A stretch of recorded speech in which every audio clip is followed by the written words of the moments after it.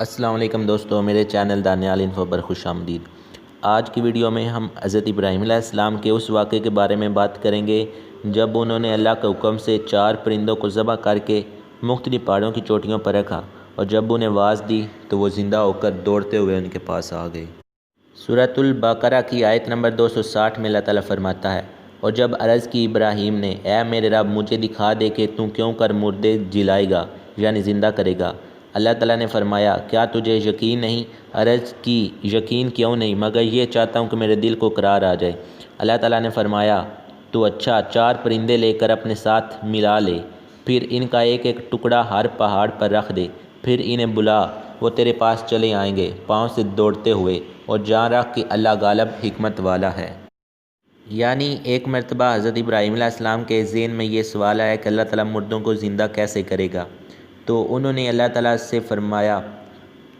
کہ میں جاننا چاہتا ہوں کہ تم مردوں کو زندہ کیسے کرے گا۔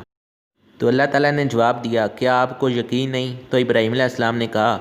بس میں اپنے دل کو سکون دینا چاہتا ہوں، یعنی قرار۔ تو اللہ تعالیٰ نے انہیں فرمایا کہ آپ 4 پرندے لو اور انہیں ذبح کرو اور مختلف پہاڑوں کی چوٹیوں پر رکھ دو، اور اس کے بعد ان کو بلاؤ تو وہ زندہ ہو کر آپ کی طرف دوڑتے ہوئے آ جائیں گے۔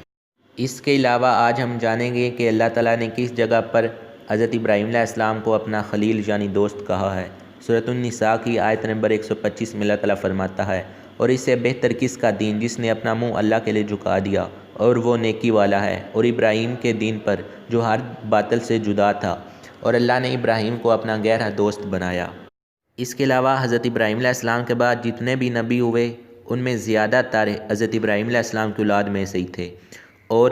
جتنی بھی آسمانی کتابیں نازل ہوئیں وہ سب کی سب حضرت ابراہیم علیہ السلام کی اولاد پر نازل ہوئیں۔ مثلا سورہ الحدید کی آیت نمبر 26 میں اللہ تعالیٰ فرماتا ہے، اور بے شک ہم نے نوح اور ابراہیم کو بھیجا اور ان کی اولاد میں نبوت اور کتاب رکھی۔ اسی طرح سورۃ العنکبوت کی آیت نمبر 27 میں اللہ تعالیٰ فرماتا ہے، اور ہم نے اسے یعنی ابراہیم علیہ السلام کو اسحاق اور یعقوب عطا فرمائی، اور ہم نے اس کی اولاد میں نبوت اور کتاب رکھی، اور ہم نے دنیا میں ان کا ثواب عطا فرمایا، اور بے شک آخرت میں وہ ہمارے قرب خاص کے سزاواروں میں ہیں۔ ابراہیم علیہ السلام کے 2 بیٹے تھے جو زیادہ مشہور ہیں، اسماعیل علیہ السلام اور اسحاق علیہ السلام، اور حضرت یعقوب علیہ السلام حضرت اسحاق علیہ السلام کے بیٹے تھے، اور اللہ تعالیٰ نے حضرت اسحاق علیہ السلام سے جتنے بھی بنی اسرائیل کے نبی تھے وہ سب کے سب انہی سے ہیں، اور ہمارے آخری نبی حضرت محمد صلی اللہ علیہ وآلہ وسلم حضرت اسماعیل کی اولاد میں سے ہیں۔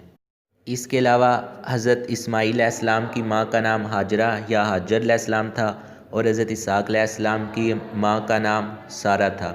اور حضرت ابراہیم علیہ السلام اپنے بیٹے حضرت اسماعیل علیہ السلام کو بچپن ہی میں ان کی ماں کے ساتھ ایک ویران جگہ پر چھوڑ آئی، جہاں پر بعد میں مکہ شہر آباد ہوا، اور وہاں پر اللہ تعالیٰ نے اپنا مقدس گھر تعمیر کرنے کا حکم دیا۔ اور ان کے چھوڑنے کا مقصد کیا ہو سکتا ہے؟ اللہ بس یہی چاہتا تھا کہ وہاں پر میرا شہر آباد ہو اور وہاں پر خانہ کعبہ تعمیر ہو، کیونکہ انبیاء کرام اللہ کے حکم کے سوا کچھ نہیں کرتے، اور انبیاء کرام کے خواب بھی وہی ہوتے ہیں، جیسا کہ انہوں نے حضرت اسماعیل علیہ السلام کے بارے میں دیکھا تھا۔ تو آج کے لیے اتنا ہی، آنے والی ویڈیو تک کے لیے اللہ حافظ۔